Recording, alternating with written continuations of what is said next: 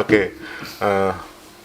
Mas Wisnu, jadi ketika kita berkaca pada real masalah di lapangan seperti itu, KPU tentu saya yakin sudah berupaya lah, karena baik buruknya pilkada itu kan tergantung KPU-nya seperti apa kan gitu.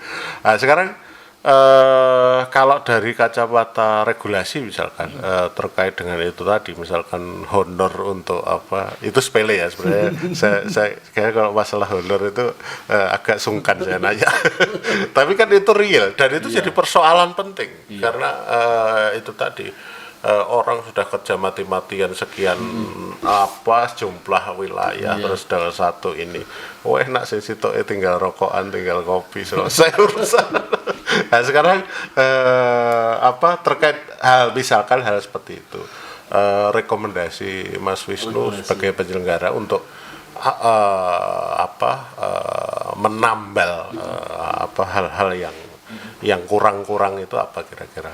Pertama mungkin udah proporsional ya. Jadi kita punya data desa yang penduduknya banyak, otomatis kan TPS-nya juga besar, wilayahnya luas dan sebagainya. Itu jadi prioritas tambahan. Sebenarnya kita sudah mulai mengusulkan ada semacam tenaga pendukung untuk di tingkat kecamatan minimal, kalau nggak di desa. Tapi pengaturan belum mengizinkan. Kita contoh di mana di penyelenggara sebelah, selain dapat staf sekretariat dari Pemda kecamatan, juga ada tenaga pendukung. Nah, yang itu memudahkan gerak. Coba kalau KPU punya hal yang sama, kita akan lebih efektif untuk menjangkau itu. Itu. Terus yang kedua adalah bahwa regulasi ini kan sekali lagi kita KPU di Kabupaten Kota hanya sebagai pelaksana, yang di atas yang menentukan. Dan regulasi ini sebenarnya perlu penyempurnaan. Pilkada ini kan sebenarnya pilkada 2012 dengan aturan yang sama, 2018. Ada yang perlu diperbarui, ada yang perlu terutama dalam kaitannya penggunaan hak pilih saat hari H, dan akses itu dengan segala dinamikanya. Banyak sekali dan saya hari ini TKW kita ada ribuan loh Mas. Terus kalau nggak mungkin dia kantongnya kantongnya mana saja Mas itu? Kalau kantongnya ada di Mojo, Keras ya Mas. Selatan Keras, terus ada di timur ada di Kepung ya. Nah itu sementara dua itu yang saya mati. Tapi yang saya datang betul di Keras itu. Di Keras itu pernah ada kejadian dulu ya. Nah itu kita diskusi dengan teman-teman buruh migran itu terdiri dari ribuan itu hampir, kalau itu 10.000 saja sudah berapa 0,1% itu. Lumayan. 0,1% itu. Nah kan lumayan itu. Nah hal itu, regulasi itu yang ya kita nggak tahu, mungkin kita ada revolusi pilkada atau revolusi pemilu yang cukup menyeken barcode kemudian kita mungkin kan ya teknologi yang memungkinkan itu. Oke. Itu terkait dengan sistem dan kendala-kendala yang kemarin. Kalau boleh mungkin orang awam itu tanya, pemilu itu kan 5 tahunan. Terus mungkin bisa disisipi oleh kegiatan lain, misalkan dalam durasi masa jabatan KPU 5 tahun itu ada pilkada, ada pilpres, ada pileg dan seterusnya. Nah, orang awam itu tanya gini Mas, KPU itu pemilu terus nyapa? Santai-santai di kantor, rokokan, kopi dan seterusnya. Padahal kalau kita merujuk wilayah saja itu pusing. Lotok. Aduh, kayak apa kan gitu. Gimana Mas? Ada dua hal yang ingin saya sampaikan. Pertama, bahwa Kediri ini rezimnya istimewa. Rezim pemilu pilkadanya istimewa. Karena apa? Kita contohkan. Saya ini periode kedua. Periode pertama di 2014 saya dilantik. 2014 di bulan Juni itu pilihan legislatif. Saya dilantik untuk menyelenggarakan pemilu presiden. Karena waktu itu 2014 pemilu presiden berbeda dengan pemilu legislatif. 2014. 2014 selesai. 2015 langsung dijemput oleh tahapan pilkada. 2015, ya kan? Jejer 2015 jeda 1 bulan, 2 bulan, 3 bulan untuk evaluasi, disambut tahapan pemilihan gubernur. Di 2016 kan mulai sudah mulai running. Mulai running kan ya, kan tahapannya kan sekitar 20 bulan.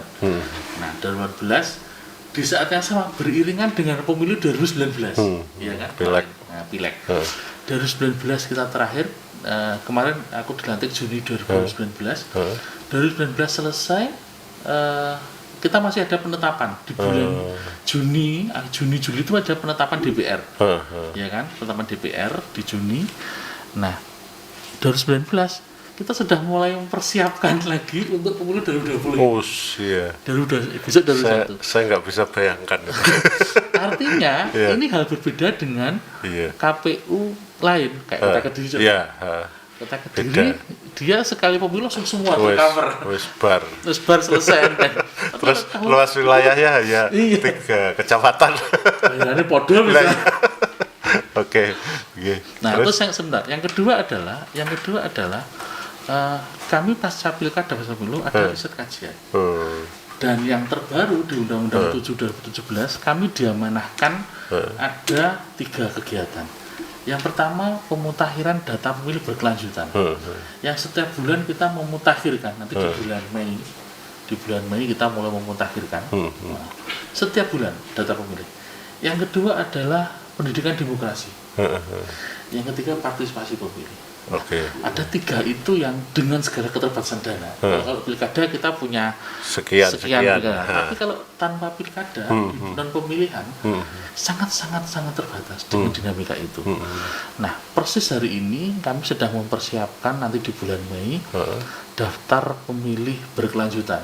Jadi DPT pas tetapkan kita update. Sopo sing wis TMS, yang meninggal siapa yang dapat. Lah, ini peran serta stakeholder terkait Pemda kita perlukan. BPS barangkali? BPS enggak. Mungkin Pemda kan kita punya Dispenduk Capil, Dinas Sosial, itu yang valid, TNI Polri. Dan yang lebih valid lagi mungkin institusi paling ringan RT RW itu ya. Yang saya mikir gini sederhana, pokoknya RT RW ini kenceng itu selesai kok. Di bawah. Kalau pilkada mungkin oke. Nah, sekarang kita nggak pilkada. Fokus hanya KPU saja. Nah, dengan segala kendala yang ada, kendala anggaran itu. Tapi saya masih optimis. Jadi saya optimis adalah kita punya pengalaman yang indah di pilkada lalu. Dukungan teman-teman Pemda dengan segala dinamikanya kita sangat terbantu. Dan kali ini kita juga optimis akan dibantu. Alhamdulillahnya, kalau boleh agak sedikit berbangga, KPU Kabupaten Kediri menjadi juara pertama tingkat kabupaten penyelenggaraan pemilihan se-Jawa Timur. Juara ketiga nasional penyelenggaraan pemilihan untuk Sirekap. Sirekap ya, data itu. Artinya apa? Ini KPU bukan KPU sendiri, tapi stakeholder terkait. Kita mengajak Pemda, teman-teman stakeholder terkait dan sebagainya. Dukungan kita bersama. Intinya bahwa ini prestasi ini atau reward yang diberikan kepada KPU Kabupaten Kediri ini kan amanah, harus dijaga. Dan yang paling penting datanya itu tadi mungkin bisa di update lagi, dan karena ini bahkan guyonannya saja sederhana Mas Wisnu. Ini sebenarnya kalau data kependudukan kita selesai itu minimal itu juga memberi ruang, menutup ruang untuk perbuatan kriminal. Itu guyonannya. Betul sekali. Dan efeknya juga kepada penyelenggaraan seperti ini juga dapat maksimal. Terima kasih Mas Wisnu kehadirannya di ruang publik KSTV Kediri. kapan-kapan kita sambung lagi bicara yang lebih update misalkan tentang hasil riset tentang Siap. dan seterusnya barangkali nanti kita berharap dari inputan masyarakat juga misalkan harapannya apa terhadap KPU dan seterusnya akan kita gali bersama di waktu-waktu yang akan datang. Terima kasih kehadirannya sekali lagi Mas Wisnu. Ruang Publik KSTV Kediri. Wassalamualaikum warahmatullahi wabarakatuh.